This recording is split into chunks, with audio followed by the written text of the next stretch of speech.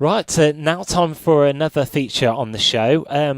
We have a special guest by the name of Tracy Kiss. Some of you may know the name, TV personality and blogger, model and supermom. Thank you very much for coming on the show. It is greatly appreciated, Tracy. Oh, thank you for having me. Yes, and today we are discussing the laws of attraction, and I thought no one's better to discuss this than you, Miss Tracy Kiss. You have 150,000 followers on Twitter alone, and you have a loyal fan base. So, can you explain what the laws of attractions are? Yeah, I guess if you use the word karma, that's probably what's most commonly known. Yeah. The way that you treat others, the way you respond to situations, and the kind of energy that you put out into the universe is what comes back towards you. Sure. So if you were to walk down the street and smile at everybody, the chances are somebody will smile back to you. They'll say nice words, they'll say hello, they'll hold a door open or something. If you were to walk down the same street with an angry face or to be looking at the floor, people might bump into you. They'll kind of move out your way. They don't want to see you. They don't want to interact with you. And you have like a puddle of negativity around you. Right, I'm with you. So, like attracts like, that is the element of it. Is that a fair point? Right, great stuff. There's also a saying, only your thoughts and actions can determine your life. Would you think that's a good statement? Or fair statement? Yeah, no, definitely. I think if you have a positive outlook on any situation, you can definitely turn that around. So a lot of people could deal with the exact same scenario, say 100 people dealt with it, but even if you're going through something tough and you deal with it with positivity, with enthusiasm, actually you come out of it a lot better than everybody else. So it doesn't make it easier, it just makes the process a lot softer to digest, if that makes sense. Great stuff. Yeah, wonderful. And onto negativity now. So they say like hatred, jealousy is one of the worst human emotions ever. How bad is it for the mind, body, and soul? Those type of emotions. It's awful. Yeah. If you were to think of a poison, a toxin, you wouldn't go into your kitchen and drink chemicals and bleach things. When you're having nasty thoughts about people, if you're jealous, if you're bitter, if you're feeling angry towards something, it starts in your mind, it increases your heart rate, your breathing can go funny. It takes over your whole body. You may lose your patience with things, you might become snappy, you could be quite rude to people because of it. It just eats away at you like a disease. So you have to rid that negativity. Yeah. So what ways can as humans do to block these negative thoughts? I always find it a really good way to deal with negativity is to just take a breath and to think, take a step back from a situation. Perhaps something has instantly angered you or it's offended you or you feel upset. To actually think, I'm not going to react upon instinct. I'm going to take a breath. I'm going to collect my thoughts, and then I'm going to approach it with light and peace in my mind. Valid points there. Excellent. So how crucial is it to live for the moment, live in the present? Because you can spend your whole life dwelling on the past or regretting something. Is it crucial to just let go of something if it's kind of like playing on your mind? Absolutely. I think the past is the past for a reason. And if you bring it into your everyday, if you're always holding on to the time that you were hurt or the time that you felt scared or the time that you failed, that's only going to darken your day to day.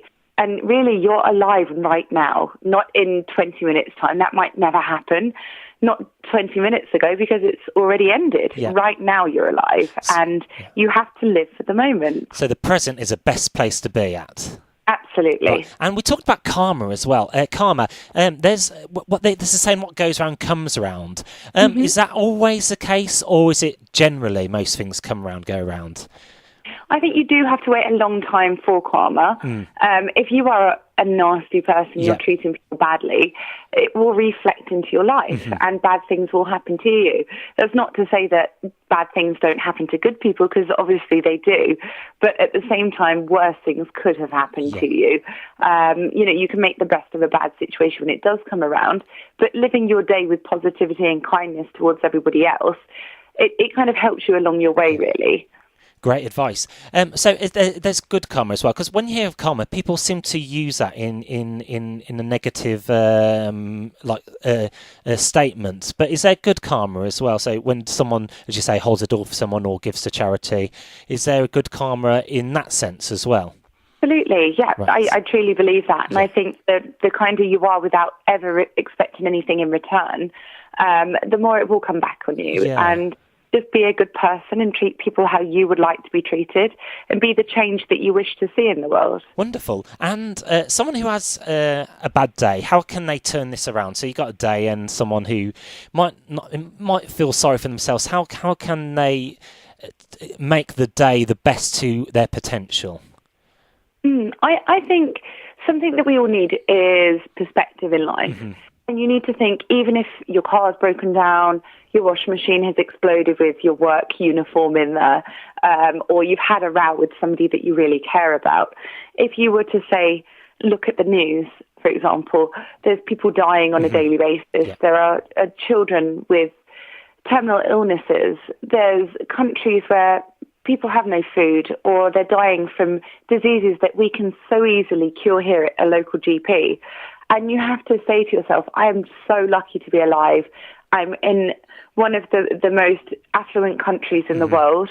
I have my health. Yeah. I have loved ones around me. You have to count your blessings. And then suddenly it kind of all falls into perspective, and you realize that the things that upset you today, you won't even think about in 30 days' time. Yeah. So very valid points there. And on your Twitter, you do say that you are a vegan. Mm-hmm. When did you start becoming vegan and noticing the benefits, feeling better in yourself? Yeah, well, I've been vegetarian since I was 5 years old, and I never had fish or eggs. So really, to become vegan, all I had to give up was chocolate and ice cream. Mm-hmm. But there's some amazing vegan alternatives. So for 5 years, I've been vegan, but borderline vegan for the past 25 years. It's something that definitely has made a difference to my energy levels, my outlook on life. Dairy is actually something which is, some people are very into dairy, some people aren't. It's a touch and go subject, really, in the sense that it's not essential for our bodies. It comes from cows, primarily, and that is accustomed to a baby calf that is born to gain as much weight as possible to help it to survive once it's born. It's its mother's milk, and humans aren't designed to drink from another animal. Breast milk from a human is what we're designed to have. It gives us our immune system and helps to build us up. But past the age of weaning as a baby, we don't need to consume milk. So when you have cheese or yogurts, dairy products, ice creams and things, the calories that are in that, it bloats you, it makes you feel lethargic, very tiresome. There's no need for that. So you take from your diets, and actually you live on vitamins and minerals and things that are fresh and uplifting. And it's literally like being a superhero. You're just so full of energy in life. Great stuff. One of the questions was, is it true bad food makes you tired? And I think you might have just covered that in the last question. So obviously you love animals, you love the environment, you love nature. Do you think more people should embrace the environment around them? Yeah, I definitely think in the next 10 to 20 years, there will be a big shift towards nature, where we have all tried to build a modern society with, skyscrapers and industrial buildings and glass and high tech. We then lose touch with what makes us human. And that's looking back at childhood when you're in the garden, you're playing, there's butterflies, there's bumblebees, there's fragrant flowers, there's trees as tall as the sky. It's all of these enchanting, magical things that make us human. It's Mother Nature. So eventually, once the final car park is built and they bulldoze the last forest on Earth, we are all going to crave everything that we had but never appreciated. Sure. And you also sport a number of body art tattoos. Which one is most important to you and means the most? That's a very good question. I have 45 tattoos at the moment, and it's all kind of focused around peace and calm and my family. So So every kind of tattoo tells a story and then links into another one. I would probably say my infinity tattoo on my wrist, which is for my family.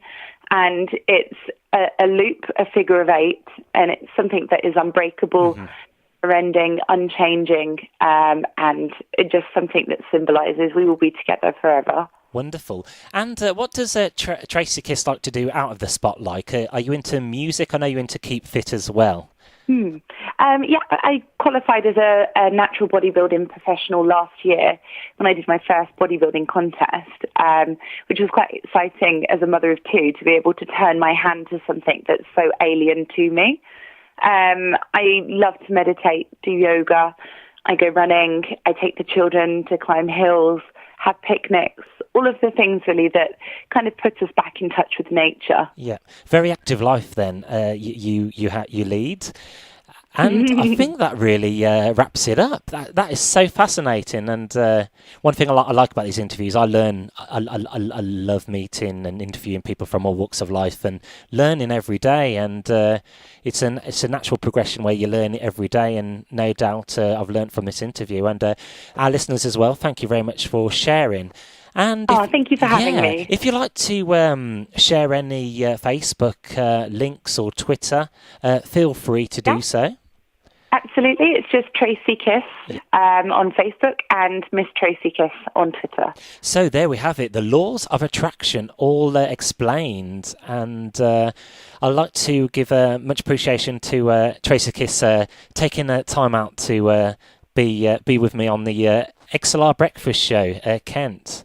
Wonderful. Thank you very much. Thank you. Thank you.